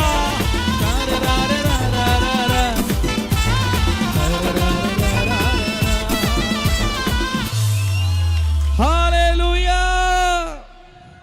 యేసు నేడు పుట్టెను అన్నట్టుంది. సంతోషం, ఆనందం, సంతోషం పెట్టారు. ఎట్లా ఉండండి. పాట వేసేలకి ఇప్పుడు ఊపు వచ్చేసిన మనుషులకి. దేవుడు మీ కుటుంబాలను సమృద్ధిగా ఆశీర్వదించును గాక. అక్క 10 నిమిషాల్లో ముగించేస్తా. ఏం చెప్పావు పాస్టరా మాకు ఇప్పుడు దాకా? నువ్వు ఏం చెప్పావు మాకు అర్థం కాలేదు. ఇప్పుడు మనం పాంగిడి దగ్గరికి వెళ్ళాం. యూదా దేశపు బెత్లెహేమా, నీవు యూదా ప్రధానులలో స్వల్ప గ్రామాన్ని అనుకుంటున్నావు. నేను చాలా చిన్నదాన్ని, నేను చాలా చిన్నవాడిని, నేను చాలా తక్కువ వాడిని, నేను పనికిరాని వాడిని, నేను తీసివేయబడిన దాన్ని, నా స్థితి నా పరిస్థితులు అంత చెప్పుకోవడానికి అంత ఎక్కువేం లేవు, మా బ్యాక్గ్రౌండ్ మంచిది కాదు, మా బ్యాక్గ్రౌండ్ కరెక్ట్ కాదు, నాకు సరైన బ్యాక్గ్రౌండ్ డబ్బు విషయంలో కులం విషయం నాకు ఏం లేదు, ఐ యామ్ నిల్ అని అనుకుంటున్నావు ఓ బెత్లెహేమా. నువ్వు యూదా ప్రధానమైన గ్రామాలలో నేను స్వల్పమైనదని అనుకుంటున్నావు. నీకు ఒక శుభవార్త, అదే క్రిస్మస్ వార్త. ఇజ్రాయేలును ఏలబోవాడు అనగా పాపుల రక్షకుడైన యేసు నీలో నుంచే వస్తాడు. అని రాయబడింది అక్కడ. దేవునికి స్తోత్రం కలుగును గాక. గట్టిగా చెప్పండి హల్లెలూయా. బిడ్డలారా, నేను ఫైనల్ చేస్తున్నాను. ఈరోజు మీరు గుర్తుపెట్టుకోవాల్సిన రెండు మాటలు ఏంటంటే, నెంబర్ 1, దేవుడు అల్పమైన వారిని వాడుకొని దీవించి వారి ద్వారా గొప్ప కార్యాలు జరిగించుకుంటాడు. చిన్నవారిని వాడుకొని దేవుడు గొప్ప కార్యాలు జరిగించుకుంటాడు. దేవుడు స్వల్ప గ్రామమైన బెత్లెహేమును ఎన్నుకొని, సృష్టికర్త అయిన దేవుడు పాపుల రక్షకుడుగా ఆ ప్రాంతంలో పుట్టినట్లుగా తన జన్మస్థలంగా బెత్లెహేముని దేవుడు కోరుకున్నాడని రాయబడింది అక్కడ. ప్రభు నామానికే మహిమ కలుగును గాక. బిడ్డలారా, 2 మాటలు చెప్తానమ్మా. ఈ క్రిస్మస్ ఎందుకు మనం పండుగ చేసుకోవాలి? ఎందుకు మనం ప్రభుని ఆరాధించాలి? ఎందుకు మనం ప్రభుని పూజ చేయాలి? మన రక్షకుడైన మన ప్రభు బర్త్డేని ఎందుకు మనం ఘనంగా జరుపుకోవాలంటే, ఆయన ఎప్పుడైతే ఈ భూమి మీద అడుగుపెట్టాడో అల్పమైన వారికి ధన్యత దొరికింది యేసునామంలో. అల్పమైన వారికి, పడిపోయిన వారికి, వెలివేయబడిన వారికి, కృంగిపోయిన వారికి, చాలా తక్కువ స్థాయిలో అణగారిపోయిన వారికి, కులాల పరంగా మతాల పరంగా వర్గ విభజన చేసి మనుషుల్ని ఒక పక్కకి నెట్టివేస్తే అలా నెట్టివేయబడిన వారికి వెలుగు ఉదయించింది యేసయ్య భూమి మీద కాలు పెట్టడం ద్వారా. అంటే ఈరోజు మనకేం చెప్తున్నాడు దేవుడు? నీ జీవితం చాలా స్వల్పమని, నీ పరిస్థితులు చాలా స్వల్పమైనవని, నీ స్థితిగతులు, నీ బ్యాక్గ్రౌండ్ అంతా చాలా చెప్పుకోవడానికి అంతా ఏం లేదు బ్రదర్ మన దగ్గర. మనం చాలా చాలా తక్కువ, అన్నిట్లో మనం వెనకబడిపోయాం అని మన కులాన్ని బట్టి, మన పరిస్థితులను బట్టి దిగులు పడి, బాధపడి, పరిస్థితులు తారుమారయ్యి కన్నీళ్ల పాలైపోతున్న బిడ్డలు ఎవరైనా ఉంటే యేసయ్య మనకి ఈరోజు ఈ క్రిస్మస్ రోజు ధైర్యం ఇస్తున్నాడు. బిడ్డలారా, అల్పమైన దాన్ని, స్వల్పమైన దాన్ని, చిన్నదాన్ని, ఎన్నిక లేని వాడిని, ఎన్నిక లేని దాన్ని కృంగిపోతున్నారా? నేను మీలో నుంచే నా కార్యాలు జరిగించుకుంటాను. మిమ్మల్ని వాడుకొనే నా కార్యాలు నేను జరిగించుకుంటాను. మీ ద్వారానే నేను నా పని చేయించుకుంటాను. మీ ద్వారా నేను గొప్ప కార్యాలు చేస్తాను. మిమ్మల్నే నేను వాడుకుంటాను. మిమ్మల్నే నేను ఆశీర్వదిస్తాను. బిళ్ళరా, జ్ఞానులను సిగ్గుపరచడానికి దేవుడు ఎవరు వాడుకుంటాడంట? బుద్ధిహీనుల్ని. జ్ఞానులను సిగ్గుపరచడానికి వెర్రివారిని దేవుడు కోరుకుంటాడని బైబిల్ రాయబడింది. ఈ విధంగా దేవుడు ఒక చిన్న ప్రాంతాన్ని, బెత్లెహేమును కోరుకున్నాడు. అల్పమైన బెత్లెహేము చరిత్రలో చిరస్థాయిగా నిలబడిపోయింది యేసు నామంలో. బెత్లెహేము యేసు ప్రభు పుట్టినప్పుడు విలువలేని ఒక చిన్న ఊరు, విలువలేదు, స్వల్ప గ్రామం, ఒక పక్క విసిరివేయబడినట్టుగా ఉన్న చిన్న ప్రాంతం. ఈరోజు ప్రపంచమంతా బెత్లెహేం వైపు చూస్తుంది. బెత్లెహేముని ఆశీర్వదించినట్లుగా ఈ క్రిస్మస్ రోజున దేవుని మందిరానికి వచ్చిన నిన్ను నన్ను స్వల్ప స్థాయిలో, తక్కువ స్థాయిలో, పడిపోయిన స్థాయిలో, విసిరివేయబడిన స్థాయిలో, అసలు నేను ఇన్ని మాటలు చెప్తున్నా, అసలు మీకు విశ్వాసం కలగట్లా. అదే నా బాధ. ఇంకా ఎంతకాలం ఇంజక్షన్లు వేయాలి? ఎంతకాలం మీకు నేను విశ్వాసం మాటలు చెప్పాలి? బిడ్డలారా, అంటుకోవాలంతే. క్రిస్మస్ అంటేనే మన కోసం మన పండగమా. క్రిస్మస్ అంటేనే మన పండగ. బెత్లెహేము స్వల్ప గ్రామం, విసిరివేయబడింది, ఎన్నికలేంది. ఆ కాలంలో దాని గురించి ఎవరు ఆలోచించేవాళ్ళు లేరు. లోక రక్షకుడు అక్కడ పుట్టడం ద్వారా ఈరోజు ప్రపంచమంతా బెత్లెహేం వైపు చూస్తుంది. దేవుడికి స్తోత్రం కలుగును గాక. నీ ఊరిలో, నీ గ్రామంలో, నీ ప్రాంతంలో, నీ కాలనీలో అసలు నిన్ను గురించి ఆలోచించేవాళ్ళే లేరు కదా. అసలు నా గురించి ఆలోచించేవాళ్ళు లేరు, నన్ను ఎవరు పట్టించుకునేవాళ్ళు లేరు, నా స్థితి అసలు బాగులేదు అనే కదా మన దిగులు, మన ఏడుపు. ప్రభు ఏమంటాడంటే, అలా విసిరివేయబడినట్టున్నటువంటి నిన్ను నీ ఊరికే ఆశీర్వాదకరంగా నేను మారుస్తానన్నప్పుడు నమ్మాలంతే. ఇంకా నమ్మకపోతే దెబ్బతింటారు, నమ్మకపోతే పోగొట్టుకుంటారు. అమ్మ, క్రైస్తవ జీవితం అంటేనే నమ్మటం. మన పునాది నమ్మకం మీద వేసుకోవాలి. ఆమె చెప్పండి గట్టిగా. మనం ఇక నుంచి 2026 నుంచి ఏ భాష మాట్లాడాలంటే విశ్వాసపు భాష మాట్లాడాలి. మనం చెప్పండి, ఏ భాష మాట్లాడాలి? చెప్పండి, ఏ భాష? తమిళ భాష. అప్పుడప్పుడు నేను మాట్లాడుతుంటానే హిందీ, కానీ హిందీ నేను మాట్లాడేది. తుమ్ జేన్ క్యా కర్తే హే, తుమ్ బోల్ క్యా కర్తే, ఏం మాట్లాడో నాకు తెలియదు. అట్లా మాట్లాడుతుంటా. అట్లా కాదు, ఆ భాష కాదు మనం మాట్లాడాల్సింది. దేవుని వాక్యం సెలవిస్తుంది, వాగ్దానాలను పట్టుకొని మనం విశ్వసించి మాట్లాడుతూ పోవాలి, విశ్వసిస్తా పోవాలి. ఆ మాటల్ని, ఆ వాగ్దానాలు గట్టిగా పట్టుకొని నమ్మాలి. ఏమని నమ్మాలంటే, నా దేవుడు ఈరోజు మందిరంకి వెళ్ళినందుకు ఈ క్రిస్మస్ రోజు నాతో ఏం మాట్లాడాడంటే, అల్పమైన, స్వల్పమైన, తక్కువ తక్కువ స్థాయిలో ఉన్నటువంటి ఒక గ్రామాన్ని దేవుడు ఎన్నుకొని ప్రపంచమంతా చూసేటట్టుగా బెత్లెహేముని దేవుడు ఆశీర్వదించాడు. అలాగే ఈరోజు దేవుని మందిరంలో కూర్చున్న నేను ఒక అధమ స్థితిలో ఉన్నాను, ఒక పడిపోయిన స్థితిలో ఉన్నాను, ఒక జారిపోయిన స్థితిలో ఉన్నాను, విలువ లేని స్థితిలో ఉన్నాను. ఆత్మీయంగా విలువ లేదు, ఆర్థికంగా విలువ లేదు, సమాజంలో విలువ లేదు, ఎవ్వరు నన్ను పట్టించుకునేవాడు లేరు. కానీ దేవుడు నాకేం చెప్పాడంటే ఈరోజు నన్ను కూడా లేవనెత్తి నన్ను కూడా ఆయన జ్ఞాపకం చేసుకొని ఆ బెత్లెహేమును దీవించినట్లుగా నన్ను కూడా దీవిస్తాను అని నాకు ఈరోజు మాట ఇచ్చాడు దేవుడు. నమ్మి నేను దాన్ని స్వతంత్రించుకొందునుగాక అని నమ్మాలి మీరు. యేసునామాలు అంతే. ఇక నుంచి మీరు నమ్మగలిగితే ఈ 2025 క్రిస్మస్ నుంచే పడిపోయిన మీ జీవితాలు లేవడం మీ కళ్ళారా చూస్తారు. యేసునామంలో కూలిపోయిన మీ పరిస్థితులన్నీ, చెదురుమదురైపోయిన పరిస్థితులన్నీ కట్టబట్టం మళ్ళీ మీరు కళ్ళతో చూస్తారు యేసునామంలో. నమ్మడం మాత్రం మన పని చేయడం ఎవరి బాధ్యత? దేవుని బాధ్యత. నమ్మటం మాత్రమే మన పని, కార్యములు చేయటం పరిశుద్ధాత్ముని పని. నువ్వు నమ్ముతూ ఉండు, కార్యాలు చేస్తా నీ వెనక వస్తాడు దేవుడు యేసునామంలో. నువ్వు నమ్మలేదనుకో నీ కుటుంబంలో ఏం కార్యాలు జరగవు. అమ్మా ఇంకా చక్కగా మాట చెప్పమంటారా? మరి మరియమ్మ మీదకి పరిశుద్ధాత్మ దేవుడు వస్తాడు. ఎక్కడ? ఎలిజబెత్ దగ్గర. మరియమ్మ మీదకి పరిశుద్ధాత్మ దేవుడు వచ్చినప్పుడు ఆమె ఏమంటదంటే, ప్రభువా నీవు ఎంత గొప్ప దేవుడు అంటే దీనులని పెంట కుప్పల మీద నుండి లేవనెత్తి రాజుల పక్కన కూర్చోబెట్టే దేవుడివి. ఆమె చెప్పండి గట్టిగా, చెప్పండి గట్టిగా హల్లెలూయా. టైంలో చూపించేదానికి మీకు, దేవా నీవు దీనులు లేవనెత్తి పెంట కుప్పల మీద లేవనెత్తి రాజుల పక్కన కూర్చోబెట్టే దేవుడివి.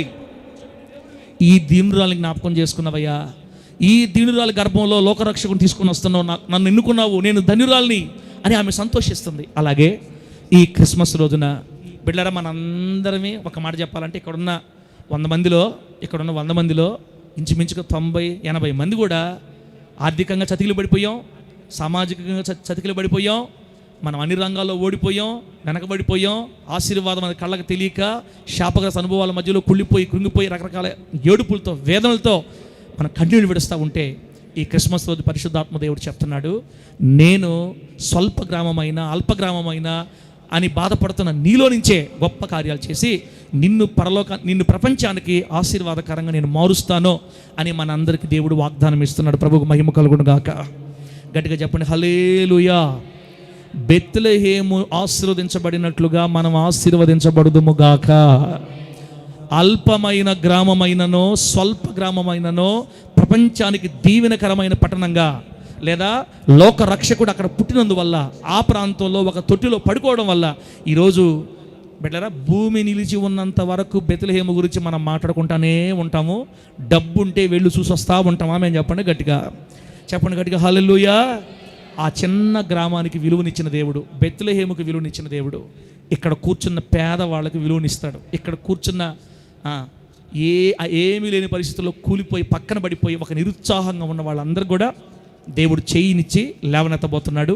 బెత్లెహేము ప్రాంతం పొందుకున్న ఆశీర్వాదం నీవు నేను మనమందరమే పొందుకొందుము గాక. చెప్పండి గట్టిగా హల్లెలూయా. బిడ్డలారా బైబిల్ గ్రంథంలో ఇలాగే చిన్న చిన్న ప్రాంతాలని దేవుడు ఆశీర్వదించాడు. ఒక 2 ఉదాహరణలు చెప్పి నేను ముగించేస్తా. ఈరోజు మీకు విషయం అర్థమైందా? ఈ క్రిస్మస్ రోజు చిన్న గ్రామమైన బెత్లెహేముని దేవుడు దీవించి ఆశీర్వదించినట్లుగా ఇదే బెత్లెహేములోనే బోయాజు రూతులు ఆశీర్వదించబడ్డారు. ఆమె చెప్పండి గట్టిగా.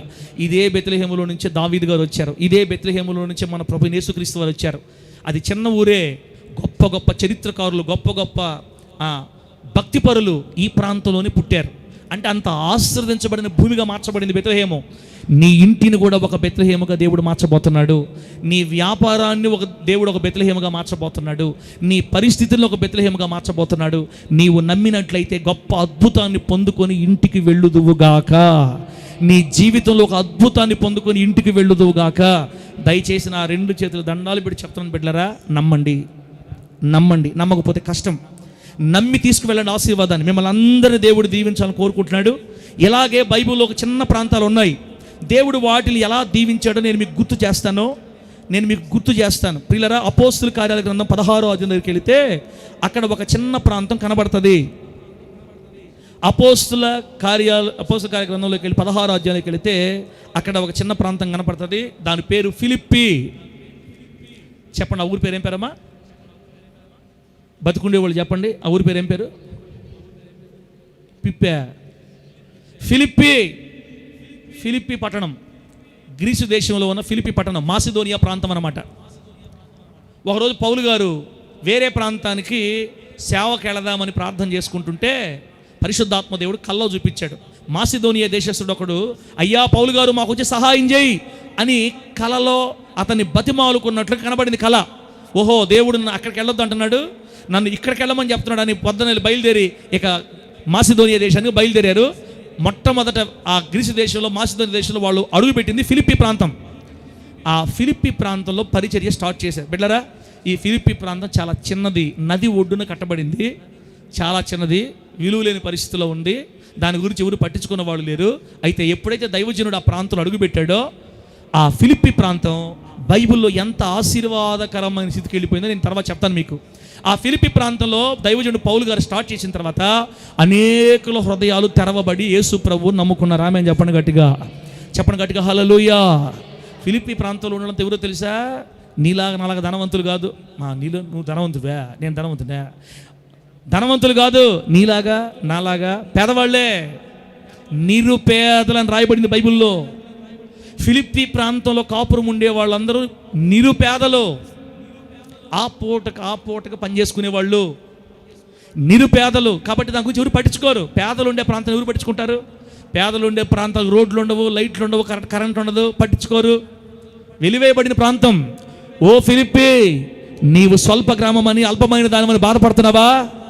ప్రపంచాన్ని నేను ఆశీర్వాదకరంగా మారుస్తానని దేవుడు వాగ్దానం ఇచ్చి ఆ ఫిలిప్పి ప్రాంతంలో పౌలు గారు పరిచర్య స్టార్ట్ చేసిన తర్వాత మాంత్రికులు తమ పుస్తకాలు తెచ్చి కాల్ చేశారు యేసునామంలో. వందల మంది దేవుని వైపు తిరిగారు. ఆమేన్ చెప్పండి గట్టిగా. వాళ్ళల్లోనే రక్షించబడింది ఒక ధనవంతురాలు. ఆమె పేరేం పేరు? ఊదా రంగు పొడిని అమ్మే లూదియా స్త్రీ కూడా ఆ ఫిలిప్పి ప్రాంతంలో వ్యాపారం చేస్తుంది. ఆమె హృదయాన్ని దేవుడు తెరిచి ఆమె రక్షించబడింది. ఆమె అక్కడ నుండి బయలుదేరి వెళ్ళి తుయితరులో ఆమె సొంతూరులో మందిరం కట్టింది. బిడ్డలారా, అక్కడే చెరసాల నాయకుడు మార్చబడ్డాడు. పేర్లు రాయబడని 100 మంది ఆ ప్రాంతంలో రక్షించబడితే, బిడ్డలారా, 2 కొరింథీ పత్రిక 8వ అధ్యాయంలోకి వెళ్ళాం అనుకోండి, అప్పుడు వాళ్ళ సంగతి మనకు బయటపడుద్ది. ఈ ఫిలిప్పి పట్టణం లెక్కలో లేని, ఉపయోగం లేని, అన్ని జనులతో నిండిపోయి, పేదలతో నిండిపోయిన, అసలు ఆ వైపే అధికారులు చూడడానికి ఇష్టపడని ఈ ఫిలిప్పి ప్రాంతం తర్వాతి రోజుల్లో దేవుడు ఎంత ఆశీర్వాదకరంగా మార్చాడంటే, పౌలు గారు స్థాపించిన 14 సంఘాల కంటే బాగా ఈ మాటనండి. ఇప్పుడు మన వాక్యం ఏంది? ఈ క్రిస్మస్ వర్తమానం ఏంటి? అల్పమైన బెత్లెహేమా, నేను నిన్ను ఆశీర్వదిస్తానని చెప్పాడు దేవుడు. మనకు ఆమేన్ చెప్పండి గట్టిగా.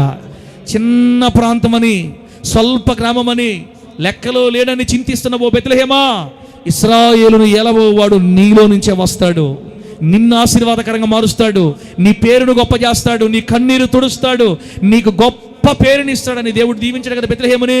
ఇప్పుడు ఫిలిప్పీని కూడా దేవుడు దీవించడం ప్రారంభించాడు. ఎంత దీవించాడంటే చూడండి, మాట చూపిస్తాను మీకు. ఎంత దీవించాడు? చిన్న ప్రాంతం, విలువ లేని ప్రాంతం, ఎంత దీవించాడో తెలుసా? 2 కొరింథీ పత్రిక 8వ అధ్యాయం, 2 కొరింథీ పత్రిక 8వ అధ్యాయం చూడండి, మొదటి వచనం. సహోదరులారా, మాసిదోనియా సంఘములకు అనుగ్రహింపబడి ఉన్న దేవుని కృపను గూర్చి మీకు తెలియజేయుచున్నాము. మాసిదోనియా సంఘాలు అంటే ఫిలిప్పి, బెరయా, అకయా, బిడ్డ ఇంకొన్ని ప్రాంతాలు మొత్తం 4-5 సంఘాలు ఉన్నాయి. దాంట్లో మెయిన్ సంఘం ఫిలిప్పి. మాసిదోనియా సంఘాలకు అనుగ్రహింపబడిన దేవుని కృపను గూర్చి మీకు తెలియజేయుచున్నాం. అంటే ఫిలిప్పి సంఘం దేవుని కృపను సంపాదించుకుంది. ఎలాగనగా, వారు బహు శ్రమల వలన పరీక్షింపబడగా అత్యధికముగా సంతోషించిరి. చూడండి, ఫిలిప్పి సంఘం ఏ రేంజ్కి ఎదిగిపోయిందంటే, దేవుని కొరకు ఆనందమే కాదు, సంతోషమే కాదు, ఆశీర్వాదాలే కాదు, నెమ్మదే కాదు, విడుదలే కాదు, ఒక్కొక్కసారి దేవుని కొరకు బహుశ్రమలు కూడా వస్తాయి. మనకి ఖచ్చితంగా వస్తాయి, నువ్వు చెప్పినా చెప్పకపోయినా వస్తాయి. ఆ బహుశ్రమలు వచ్చినప్పుడంట వాళ్ళు దేవుని వదిలిపెట్టి లోకంలో కలిసిపోకుండా, ఈ దేవుడు మాకు వద్దు, అది వద్దు, ఇది వద్దు, మాకు దీవెనలు లేవేంటి, మేము టైప్ ఏమేంటి అనుకోకుండా అందరిలాగా వాళ్ళు ఏం చేశారంటే, బహుశ్రమలు వాళ్ళ జీవితాల్లో వచ్చినప్పుడు వాళ్ళు దేవుణ్ణి బట్టి అత్యధికంగా సంతోషించారంట. ఆమేన్ చెప్పండి గట్టిగా చెప్పండి హల్లెలూయా. ఈ ఫిలిప్పి ఒకప్పుడు విలువలేని ప్రాంతం ఈరోజు దేవుని కొరకు మహాశ్రమలను సైతం ఓర్చుకునే ప్రాంతంగా మారిపోయింది. గట్టి చెప్పు హల్లెలూయా. ఈ క్రిస్మస్ రోజు దేవుడు మనకేం చెప్తున్నాడంటే, నీకు కూడా శ్రమలు సహించే శక్తిని నేను ఇస్తాను. ఆమేనను. శ్రమలు చూసి ఓడిపోవడం కాదు. ఓ ఫిలిప్పి, ఒకప్పుడు నీ ముఖం ఎవరు చూడలా, వెలేశారు. ఇది స్లమ్ ఏరియా, మురికివాడ, మురికి ప్రజలకు నివసించే ప్రాంతం అది అన్నారు నిన్ను. ఫిలిప్పి, ఈరోజు నువ్వు ఏ స్థితికి ఎదిగావంటే, బహుశ్రమలు వచ్చి నీ మీద పడ్డా కూడా క్రీస్తు కొరకు ఆ శ్రమలు ఓర్చుకునే సంఘంగా, శ్రమల యందు సంతోషించే సంఘంగా నువ్వు మారావు. ఆ శక్తిని నీకు ఇచ్చినవాడు నిన్ను కోరుకున్న దేవుడా. మేము చెప్పండి గట్టిగా హల్లెలూయా. కొంతమంది వాక్యం ఎట్ట చెప్పాలని కోరుకుంటారంటే, హలో బెదరు ఓ బెదరు సిస్టరు ఏనండి, కొంతమంది వాక్యం ఎట్ట చెప్పాలని కోరుకుంటారంటే, దేవుని బిడ్డలారా మీరు ఎన్ని శ్రమలు వచ్చినా దేవుని కోసం నిలబడండి. మీరు నిలబడితేనే రక్షించబడతారు, నిలబడకపోతే నరకానికి పోతారు. నిలబడాలి, శ్రమలు ఓర్చుకోవాలి. డబ్బున్నా డబ్బు లేకపోయినా, ఆరోగ్యం ఉన్నా ఆరోగ్యం లేకపోయినా, పెళ్ళి అయినా పెళ్ళి కాకపోయినా, మన జీవితాలు అన్నీ పోయినా పోతాయి. దేవుడు అంటే పోతాయి, అంతే. ఏమి రావు. ఏసైలోకి వస్తే అసలు ఆశీర్వాదమే లేదు. శాపం, ఏడుపు, రోగాలు, ఎప్పుడు బాధలే. అయినా కూడా నువ్వు నిలబడితేనే రక్షించబడతావు. ఇట్లా చెప్తే ఇష్టం అన్నమాట. ఇట్లా చెప్తే వాళ్ళకి ఇష్టం వాక్యం. కానీ నాకు అర్థమైంది, దేవుడు నాకు నేర్పించింది ఏంటంటే, ఓ పిచ్చన్నా, ఓ పిచ్చమ్మా, ఓ బురుడి, ఒక వ్యక్తి శ్రమలు ఓర్చుకోవాలన్నా కూడా ఆ వ్యక్తికి దేవుడే శక్తినివ్వాలా. ఆ వ్యక్తికి దేవుడు శక్తిని ఇవ్వకపోతే తొలి గాలికే ఎగిరిపోతాడు. ఎక్కడికా? పరదేశులము ప్రియులారా మన, అది ఆ పాటలే. మన పాట ఏంది? పరదేశులం యాత్రికులం, సమాధి పెట్టి ఎత్తుకో భుజాల మీదకి, ఎన్నటికైనా పైకెళ్ళాలి. ఎప్పుడో ప్రకాష్ వదిలే, ప్రకాష్ అయిపోయింది, ఆపేద్దాం ఇంకా. అమ్మా, శక్తి దేవుడు ఇవ్వకపోతే శ్రమలో మనం తట్టుకోలేము. నా తల్లులారా, మనము బలహీనమైన ఘటాలమై, ఒక వ్యక్తి తనంతట తానుగా శ్రమలు సహించలేడు. మీకు ఒక నిమిషం చెప్పమంటారా? ఇష్టమైన భార్య చిన్న వయసులో చనిపోయినప్పుడు, బాగా వినండి, ఇద్దరు భార్యాభర్తలు ఉన్నారా, 30 సంవత్సరాలు అనుకోండి, ఈ అమ్మాయికి 28, మంచి ప్రేమ గల జంట, ఒకరిని ఒకరు విడిచి ఉండలేనంత ప్రేమ వాళ్ళిద్దరి మధ్య ఉంది. అకస్మాత్తుగా భార్య చనిపోయిందంటే ఆ వ్యక్తి ఆ షాక్ తట్టుకోలేక బ్రెయిన్ డెడ్ అయిపోయిన వాళ్ళు చాలామంది తెలుసు నాకు. అంటే బ్రెయిన్ డెడ్ అయిపోయి చనిపోయాడు.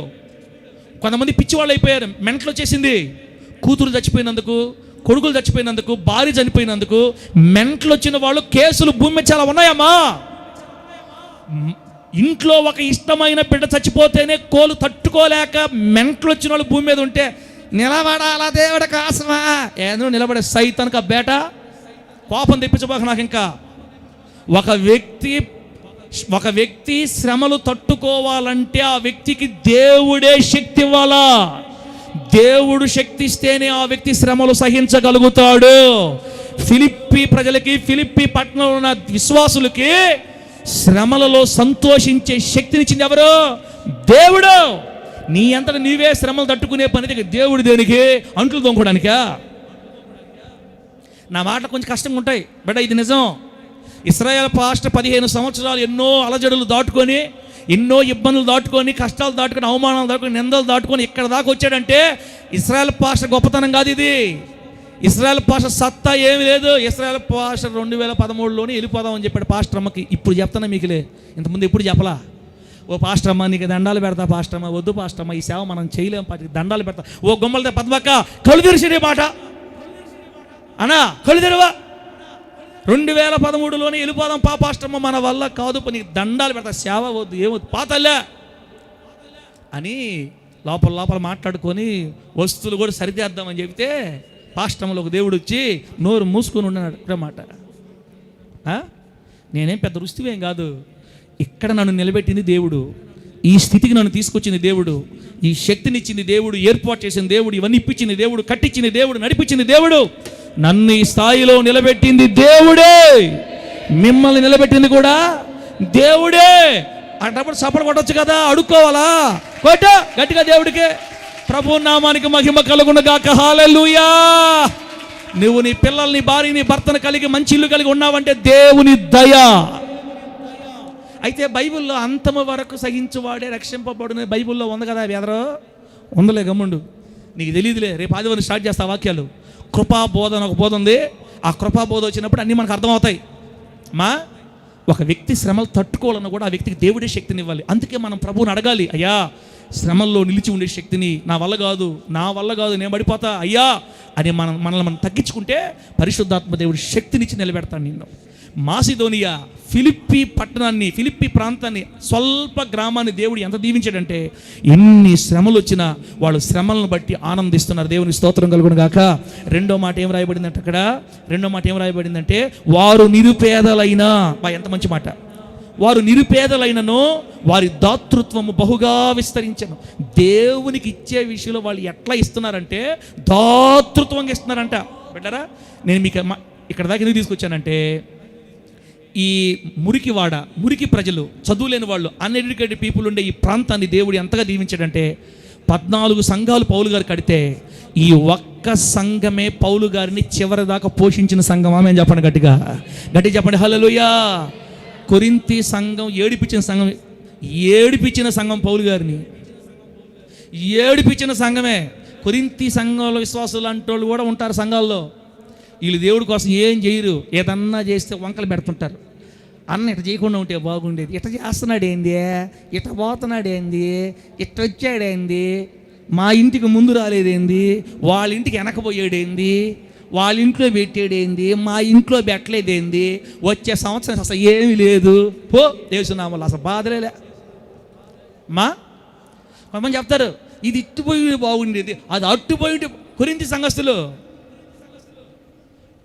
ఫిలిప్పి విశ్వాస అట కాదు బిడ్డ, నా దైవజనుడికి నేను గుండె దాని ఏమంటారు, గుండె కొడుకుంటా కదా బిడ్డరా, హార్ట్ బీట్ ఇంగ్లీష్లో దాని తెలుగులో ఏమంటారు అంటే, అంత సపోర్టివ్గా నా దైవజనుడికి అంత తోడుగా ఉండాలి. అబ్బా ఎంత మంచి మాట పౌలు గారు చెప్తారు. నా సొంత అవసరాల్లో కూడా మీరు పాలు పొందారు ఫిలిప్పీ వాసులారా, మాసిదోనియా సంఘాలు బిడ్డలారా, నా సొంత అవసరాల్లో కూడా మీరు పాలు పొందారు. నేను కొరింథీలో సేవ చేసినా మీరే పంపించారు డబ్బులు, నేను ఎఫెస్లో సేవ చేసినా మీరే పంపించారు. వాళ్ళు మాత్రం ఫళ్ళు కిలిచిగా ఉంటారు. నిరుపేదలైన మీ దాతృత్వం బహుగా విస్తరించింది. మాసిదోనియా సంఘాలకి దేవుని కృప దొరికింది అని చెప్తున్న పౌలు గారు. బిడ్డలారా, ఈ క్రిస్మస్ రోజు నేను మిమ్మల్ని ఆశీర్వదిస్తున్నాను. మీరు స్వల్ప గ్రామమని, స్వల్పమైన కుటుంబం అని, చిన్నదాన్నని, నా వంశం పోయిందని, నేను బాగలేదని, నా స్థితి లేదని నేను అనుకుంటున్నావా? నిజమే, నువ్వు చాలా మురికి వాళ్ళలో ఉండేవాడివి, చాలా అన్ఎడ్యుకేటెడ్ పర్సన్వి, చదువు లేని దానివి, జ్ఞానం లేని దానివి, పక్కన పడేసాను నిన్ను. ఇదిగో ఫిలిప్పీ పట్టణాన్ని దేవుడు ఆశీర్వదించినట్లుగా, బెత్లెహేము గ్రామాన్ని దేవుడు ఆశీర్వదించినట్లుగా ఈ 2025 క్రిస్మస్ నుంచి నా దేవుడు నీ కుటుంబాలు దీవించబోతున్నాడు యేసు నామములో. నీవు లేవనెత్తబడదుగాక, నీవు ఆశీర్వదించబడదుగాక, నువ్వు దీవించబడదుగాక, లేవనెత్తబడదుగాక. బెత్లెహేము ఫిలిప్పీ వలె ఆశీర్వదించబడదుగాక. నమ్మితే పొందుకుంటారు యేసు నామములో. అమ్మా, నమ్మితే పొందుకుంటారు. 4వ వచనం చూడండి ఏముంది అక్కడ. ఈ కృప విషయంలోనూ, పరిశుద్ధుల కొరకైన పరిచర్యలో పాలు పొందే విషయంలోనూ మనపూర్వకంగా మమ్మల్ని వేడుకొనుచు తమ సామర్థ్యము కొలదియే గాక సామర్థ్యం కంటే ఎక్కువగా తమంతట తామే దేవునికి ఇచ్చారు, నాకు ఇచ్చారని సాక్ష్యం చెప్తున్నాడు. 5వ వచనం చూడండి. ఇదిగాక మొదట దేవుడికి, తర్వాత దేవుని చిత్తాన్ని బట్టి మాకు తమ్మును తామే అప్పగించుకొనిది, ఇంతగా చేయుదురని మేము అనుకొనలేదు. ఆమె చెప్పండి గట్టిగా.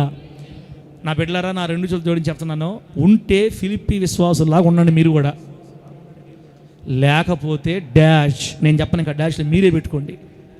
ఉంటే ఫిలిప్పీ విశ్వాసులాగా ఉండాలి సంఘంలో. మనం ఇంత చేస్తారని నేను అనుకోలేదు బిడ్డ మీ విషయంలో. అమ్మా, మీరు ఇంత చేస్తారని నేను అనుకోలేదు. నేను అనట్లా, పౌలు గారు అంటున్నారు ఈ మాట.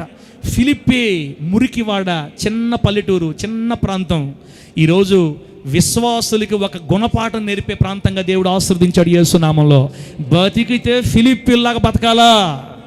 ఆమె చెప్పు ఆమె నన్ను గట్టిగా. ఎట బతకాలి? ఫిలిప్పీలాగా బతకాలి. అది నిజమైన భక్తి అంటే. అలా చేయాలి భక్తి. ఫిలిప్పీ పట్టణస్తులాగా నువ్వు మారాలా. ఒక చిన్న గ్రామాన్ని క్రైస్తవ సమాజానికి మాదిరికరంగా మార్చేసాడు దేవుడు యేసు నామములో. శ్రమలు వస్తే అమ్మో నేను కళ్ళు మూసుకుని వాక్యం చేత నవ్వుకుంటున్నారా? నాకు తెలీదా? దేవుడు నాకు చూపించేస్తున్నాడు లోపల. కొంతమంది మాట్లాడుకుంటున్నారు ఇక్కడ. మాట్లాడుకునే వాళ్ళలారా జాగ్రత్త. ఏం చెప్పాను అంద్రయ్య నువ్వు చిన్నదానివే, ఫిలిప్పీ చిన్నదానివి, బాధపడుతున్నావు. నిన్ను నేను రాబోయే ఆధునిక క్రైస్తవ సమాజానికి, సార్వత్రిక సంఘానికి మాదిరికరంగా చేస్తాను నేను యేసు నామములో. అబ్బా, స్వల్ప గ్రామమైన ఓ బెత్లెహేమా, ఇశ్రాయేలుని ఏలువాడు నీలో నుంచే వస్తాడు. స్వల్ప గ్రామమైన ఫిలిప్పీ, ఆధునిక క్రైస్తవ సమాజాన్ని నేను ఆశీర్వాదకరంగా మారుస్తా. ఇంతగా చేస్తారా నేను అనుకోలేదన్నా తిమోతన్నా. అసలు మీరు ఇంత చేస్తారని అనుకోలేదన్నా. బాంధవేనా? అన్ని క్వశ్చన్లే కాదు, క్వశ్చన్ మార్కులే కాదు, ఫుల్ స్టాప్ కూడా ఉండాలి. బాంధవేనా? బాంధవన్ ఇంత చేస్తారని అనుకోలేదు బాంధవండి నేను అసలు. ఎపవరా అక్క, చెల్లి, తమ్ముడు, ఇంత చేస్తారని నేను అనుకోలేదు తమ్ముడు అనాలా మీ దైవజనుడు మీ గురించి. అమ్మా అలా చేస్తారని దేవుడు, అది కూడా అమ్మా, అది కూడా దేవుడే చేయాలి, అది కూడా దేవుడే మన కృపనివ్వాలి. అలా ఉండాలన్న ఆశ నీకు కలిగితే ఆ శక్తి కూడా దేవుడు నీకు ఇస్తాడు. చేస్తున్నాం అలా మేము చెప్పండి గట్టిగా హల్లెలూయా. అబ్బా ఎంత మంచి మాట. ఒకటి, శ్రమల్లో అత్యధికంగా సంతోషించేవాళ్ళు. 2, నిరుపేదలైన తమ సామర్థ్యం కంటే మించి దేవునికి ఇచ్చేవాళ్ళు. 3, దైవజనునికి, మొదట దేవుడికి, తర్వాత దైవజనునికి అప్పగించుకున్న సంఘం. ఆమేనండి. ఆరోను కూర్చో అంటే కూర్చుంటాడు, ఆరోను అంతే. లేయి అంటే లేస్తాడు. అదే అండి, అట కూర్చోకూడదు, అట లేయకూడదు అనరు. ఇంకా ఫిలిప్పీ విశ్వాసగా నువ్వు బతకాలనుకుంటే పాస్టర్లకు ప్రశ్నలు లేరు. ఇది ఇంటికి ఇట్లా జరిగింది, అదెందుకు అట్ట పోయింది, ఇట్టెందుకు వచ్చింది, నువ్వు ఈ రకంగా రాగాలు తీసుకుంటా ఉంటే హల్లెలూయా స్తోత్రం. ఇంకా నాకు సంబంధంలే బిడ్డ. మారాలా. నా ప్రభువుని యేసు మార్చడానికి ఈరోజు మాట్లాడుతున్నాడు బిడ్డ. ఫిలిప్పీ విశ్వాసుల వలె మన కుటుంబాలని దేవుడు ఆశీర్వదించును గాక. అబ్బాబ్బా, చిన్న మురికివాడమ్మా, చిన్న పల్లెటూరు విప్లవాత్మక సంఘంగా మారిపోయింది. మాసిదోనియా సంఘాలు కృప పొందుకున్న సంఘాలు. ఫిలిప్పీ సంఘం ఆధునిక క్రైస్తవ సమాజానికి మాదిరికరంగా దేవుడు మార్చేశాడు. బిడ్డ, ఈరోజు కూడా నీ జీవితాన్ని ఆస్వాదించబోతున్నాడు. నేను దీన్ని ధైర్యపరచడానికి ఈ మాటలన్నీ అమ్మా నేను ఇబ్బంది పెట్టడానికి కాదు. లాస్ట్ మాట 122వ కీర్తన అయిపోయిందా? 1:6 అయింది, ఆపేద్దాం. భోజనాలు వచ్చినాయా అమ్మా? భోజనాలు వచ్చినాయా తమ్ముడు? వచ్చాయి తెల్ల వచ్చాయా? రైట్. 122వ కీర్తన 6వ వాక్యం. అడేం రాయబడిందంటే, యెరూషలేము యొక్క క్షేమం కొరకు ప్రార్థన చేయుడి, యెరూషలేమా నిన్ను ప్రేమించువారు వర్ధిల్లుదురు. జకర్యా గ్రంథం 1వ అధ్యాయం 17వ వచనంలో ఏముంది తెలుసా? జకర్యా గ్రంథం 1వ అధ్యాయం 17వ వచనంలో ఏముందంటే, ఇంకను యెహోవా సియోనును ఓదార్చును, యెరూషలేమును ఆయన ఇకను కోరుకొనును. చూడండి, దేవుడు యెరూషలేమును కోరుకున్నాడంట. యెరూషలేము అనే చిన్న గ్రామం గురించి మాట్లాడుతున్నాం మనం ఇప్పుడు. జకర్యా గ్రంథం 2వ అధ్యాయం 12వ వచనంలో యెరూషలేమును ఆయన ఇకను కోరుకొనును. జకర్యా గ్రంథం 3వ అధ్యాయం 2వ వచనం. జకర్యా గ్రంథం 3వ అధ్యాయం 2వ వచనం. యెరూషలేమును కోరుకొను యెహోవా. యెరూషలేమును కోరుకున్నాడు. ఈ యెరూషలేము అమ్మా, ఈ యెరూషలేము అబ్రహాం గారి కాలంలో కొండ మీద కట్టబడిన చిన్న ఊరు. కొండ మీద సలీం అనేవాళ్ళు. కొండ కింద ఒక ఊరు, కొండ పైన ఒక ఊరు. ఈ 2 ఊర్లు కలిసి ఇప్పుడు యెరూషలేం అయింది. కొండ పైన ప్రాంతాన్ని షాలేం బిడ్డరా మెల్కీసెదెకు పరిపాలన చేసేవాడు. కింద ఊరిని ఇంకొక ఆయన పరిపాలన చేసేవాడు. చిన్న కొండ మీద ఎంత ఊరు కడతాం? చిన్న ఊరు కడతాం. పెద్ద ఏముంటాయి? చిన్న ప్రాంతం. కొండ కింద చిన్న ప్రాంతం. ఒకప్పుడు విలువలేనిది, ఒకప్పుడు కొండల మధ్యలో, అరణ్యాల మధ్యలో విలువలేని ప్రాంతంగా ఉన్నటువంటి ఈ యెరూషలేముని యెహోవా దేవుడు కోరుకున్నాడంట. ఆమేన్ చెప్పండి గట్టిగా హల్లెలూయా. నీ బంధువుల మధ్యలో, నీ రక్త సంబంధికుల మధ్యలో అమ్మ అయిపోయింది 5 నిమిషాలు నీకు చెప్పనిక మాట అంటే మాటే. అమ్మా, నీ బంధువుల్లో, నీ రక్త సంబంధికుల్లో, నీ వంశంలో నువ్వే కడసారిగా విడవబడిన స్త్రీవి, కడసారిగా విడవబడిన పురుషుడివి. నీ ఇల్లు, నీ వంశం విలువలేనిది, పక్కన పడేశారు యెరూషలేము లాగా. అయితే యెరూషలేమును కోరుకున్నట్టుగా దేవుడు ఒకానొక నాడు నిన్ను కోరుకున్నాడు. నీ ఇంటికి వచ్చాడు, నీ బ్రతుకులోకి వచ్చాడు, నీ జీవితంలోకి వచ్చాడు, నీ మనసును మార్చాడు.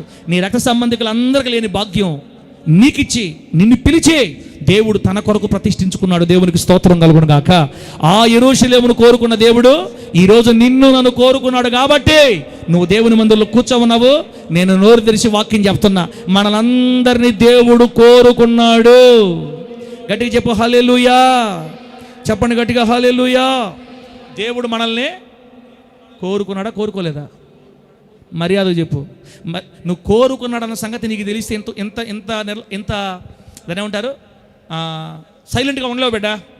నిన్ను నిజంగా దేవుడు కోరుకున్నాడన్న సంగతి నీకు తెలిస్తే నువ్వు దేవుని మందిరంలో కానీరా స్వామి చెప్పి ఇంతసేపు మళ్ళీ ఫిలిప్పీకి ఆపేస్తానో మళ్ళీ యెరూషలేముకి వెళ్ళే సైతానోడా అని లోపలే, పైకి కాదు లోపల. అందరూ అనుకోలేమ్మా, ఉంటారు అక్కడక్కడ 4-5 ఉంటారు. మళ్ళీ యెరూషలేము ఎత్తాడు ఆయనా.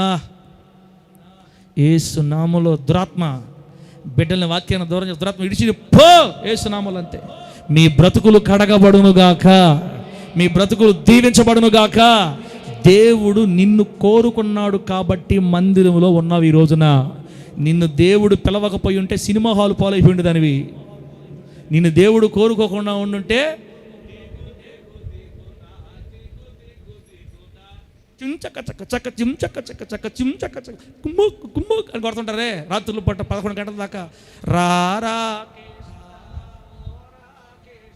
ఈ రకంగా అయిపోయి ఉండేది. ఆయన వచ్చేది లేదు, నీ బాధ తీర్చేది లేదు. వాళ్ళు వచ్చినుంటే తీర్చుంటే మన ఇక్కడ ఇంతమంది గుమ్ముకోడరు. ఈ భూలోకంలో పిలిస్తే పిలవగానే పలకరించి వచ్చే ఒకే ఒక్క దేవుడు, అల్పమైన గ్రామాలని ఆశీర్వదించే దేవుడు, నజరేయుడైన యేసు. యేసు యేసు యేసు యేసు యేసు. Happy happy Christmas, merry merry Christmas, happy happy Christmas. పిలవగానే పలకరించి పరిగెత్తి వచ్చి అమ్మా అని పిలిచే సర్వశక్తి గల దేవుణ్ణి ఆరాధిస్తున్నాం మనము. ఆయన పిలిచాడు కాబట్టి మందిరంలోకి వచ్చావు నువ్వు. ఇంకా మీ పిన్ని మీ బాబాయ్ వాళ్ళంతా మారలేదు కదా, వాళ్ళు ఇంకా పిలవల దేవుడు. వాళ్ళ దేవుడు పిలిస్తేనే వస్తారు. అప్పుడు దాకా మాకు ఆ దేవుడు వద్దు, ఆ కులాల దేవుడు వద్దు, ఈ తక్కువ కులాల దేవుడు అనుకుంటా ఉంటారు వాళ్ళు. వాళ్ళ కళ్ళు తెరిచిన దాకా నీ కళ్ళు దేవుడు తెరిచాడు కాబట్టి ఓ యేసయ్యా అంటున్నావు. నిన్ను కోరుకున్నాడు. నిన్ను కోరుకున్నట్లుగానే యెరూషలేమును దేవుడు కోరుకున్నాడు. బిడ్డలారా, ఒకప్పుడు కొండ మీద రాళ్ల మధ్యలో కట్టబడిన ఆ సొగసు స్వరూపం లేని ఆ పట్టణాన్ని దేవుడు ఇప్పుడు ఎలా దీవించాడు తెలుసా బిడ్డలారా? నంబర్ 1 నేను గుర్తుపెట్టుకొని చెప్తున్నాను. ఆ ప్రాంతాన్ని దేవుడు ఎలా దీవించాడంటే, నంబర్ 1 ప్రపంచానికి ఆధ్యాత్మిక కేంద్రంగా మార్చేశాడు యేసునామంలో. నంబర్ 1 చెప్పండి. ప్రపంచానికి ఆధ్యాత్మిక కేంద్రం. క్రైస్తవులకి ముఖ్య పట్టణం యెరూషలేమే, ముస్లిమ్స్కి ముఖ్య పట్టణం యెరూషలేమే. ముస్లిమ్స్ వాళ్ళకు నమ్మకాలు ఉన్నాయి. వాళ్ళ మహమ్మద్ ప్రవక్త యెరూషలేము నుంచే పరలోకం వెళ్ళాడంట. రేపు మళ్ళీ ఆడకే వస్తారు, అంతా డూప్లికేట్లే. మా పాపం వాళ్ళ బాధలు మధ్యలేమా, మళ్ళీ బాధ మనకెందుకు. వాళ్ళకి ముఖ్య పట్టణమే, మనకి ముఖ్య పట్టణమే. ప్రపంచ ప్రజలందరికీ ఆధ్యాత్మిక కేంద్రంగా ఒక చిన్న కొండ మీద కట్టబడిన రూపులేని గ్రామాన్ని దేవుడు మార్చేశాడు యేసునామలో. రెండోది ఈరోజు క్రైస్తవ్యాన్ని ప్రపంచమంతా విస్తరింపజేసిన అపోస్తలుల్ని యేసయ్య తయారు చేసిన ప్రాంతం. అపోస్తలులు తయారు చేయబడ్డారు, ట్రైనింగ్ ఇవ్వబడ్డారు యెరూషలేములో, ఒక చిన్న కొండ మీద కట్టబడిన ప్రాంతం. ఈరోజు అపోస్తలుల్ని తయారు చేసింది. దేవుడికి స్తోత్రం కలుగును గాక. మూడోది, సృష్టికర్త నడిచిన ప్రాంతం. సృష్టికర్త భూమి మీద మానవుడిగా దిగివచ్చి నడయాడిన ప్రాంతంగా మారిపోయింది. 4, ప్రపంచ భవిష్యత్తుకి మూల కేంద్రంగా మార్చబడింది యెరూషలేము. ప్రపంచం యేసయ్య రాకడికి ఎంత దగ్గరగా పోతుందో యెరూషలేమును చూస్తూ ఉంటే చాలు, ఇజ్రాయెల్ దేశం చూస్తూ ఉంటే చాలు, అక్కడ యుద్ధాలు జరుగుతున్నాయంటే ప్రపంచ ముగింపు దగ్గర పడిపోతుందని అర్థం. ప్రపంచ చరిత్రకే మూల బిందుగా మార్చేశాడు యెరూషలేము ప్రాంతాన్ని. 3 చెప్పా. 1 బెత్లెహేము, 2 ఫిలిప్పి, 3 యెరూషలేము. చెప్పండి. 1 సార్లే కానీ ఇంకెందుకు చెప్పిస్తాం మా చేత. స్టార్టింగ్ ఏంది బెత్లెహేం, 2ది ఫిలిప్పి, 3ది యెరూషలేం. అన్ని చిన్న గ్రామాలే, స్వల్ప గ్రామాలే, స్లమ్ ఏరియాలే, మురికివాడలే, జ్ఞానం లేని మనుషులే, చేపలు పట్టుకునేవాళ్ళే. బిడ్డలారా, నీలాంటి వాళ్ళు నాలాంటి వాళ్ళే. అక్క చెల్ల, నా దేవుడు పడిపోయిన వాళ్ళని లేవనెత్తి ఆయనకు మహిమ తెచ్చుకుంటాడు. స్వల్పమైన అల్పమైన ఇసిరివేయబడిన విలువలేని ప్రజలుగా ఉన్న మనల్ని లేవనెత్తి దీవించి ఆశీర్వదించి వృద్ధి చేసి భక్తిలో స్థిరపరచి అనేకులకు ఆశీర్వాదకరంగా మార్చి మహిమ తెచ్చుకుంటాడు. ఫిలిప్పీ పట్టణం మనం చనిపోయేదాకా, ఈ భూమి గతించేదాకా అవి మనకు మాదిరిగా నిలబడిపోయింది. బెత్లెహేము ప్రాంతం, ఇశ్రాయేలు పరిపాలించే సృష్టికర్త అధిపతి బెత్లెహేములో నుంచి పుట్టాడు. ఇదిగో యెరూషలేము రాబోయే రోజుల్లో ఇంకా గొప్ప గొప్ప కార్యాలు యెరూషలేము జరుగుతాయి. రాబోయే రోజుల్లో యేసు ప్రభు రెండోసారి రాజులకు రాజుగా, ప్రభువులకు ప్రభుగా భూమి మీదకి దిగొచ్చి యెరూషలేములోనే సింహాసనం వేసుకొని కూర్చొని 1000 ఏళ్ళు భూమిని పరిపాలిస్తాడు. ఆమె చెప్పను గట్టిగా. దావీదు సింహాసనం మీద, మరలా సింహాసనం మీద మన ప్రభు కూర్చొని మనం అందరం కలిసి యేసయ్యతో పాటు 1000 ఏళ్ళు మనం ఈ భూమిని పరిపాలన చేస్తాం. ఇదంతా కూడా ఆ చిన్న యెరూషలేము పట్టణంలో జరుగుతుంది. చూసారా, చిన్న చిన్న గ్రామాలను దేవుడు ఎలా దీవించాడు. అక్క ఇంక చాలు, నాకు కూడా ఎందుకంటే ఎక్కువ చెప్పలేను, ప్రార్థన చేస్తా చివరి మీకోసం. నా ప్రభు సౌండ్ పెడతా, మ్యూజిక్ పెట్టు. మన దేవుడు, మనం ఆరాధించే దేవుడు చిన్న చిన్న గ్రామాలను కోరుకొని, అల్పమైన గ్రామాలు కోరుకొని, యోధా బెత్లెహేమా, నువ్వు యోధా ప్రధానులలో ఎంత మాత్రం అల్పమైన దానివి కావు. ఇశ్రాయేలును ఎలవోవాడు నీలో నుండి వచ్చును. నువ్వు చిన్నదానివి, అన్నీ పోయే, నేను నా జీవితం అంతా అయిపోయింది, నేను అన్నీ పోగొట్టేసుకున్నాను, నా డబ్బు ఉన్నప్పుడు అందరూ నన్ను గౌరవించారు, అన్నీ పోయిన నన్ను ఎవరు పట్టించుకోవట్లేదు, నా జీవితం అసలు పరిస్థితులు బాగానే లేవు అని దిగులు పడుతుంటే పరిశుద్ధాత్మ దేవుడిని చెప్తున్నాను, బిడ్డ నువ్వు ఎంత పరిస్థితులు బాగలేకపోయినా పడిపోయిన స్థితిలో నుంచి నా దేవుడు నిన్ను లేవనెత్తి నిన్ను విప్లవాత్మకంగా దీవించబోతున్నాడు. ఒక ఫిలిప్పీ పట్టణంలా, ఒక బెత్లెహేము ప్రాంతంలా, ఒక యెరూషలేము ప్రాంతంలా నిన్ను నన్ను మన దేవుడు ఆస్వాదించబోతున్నాడు. దేవుడి మాటలు మనకు ఆశీర్వాదకరంగా మార్చి వర్ధిల్ల చేయును గాక. కళ్ళు మూసుకొని ప్రార్థన చేసుకుందాం.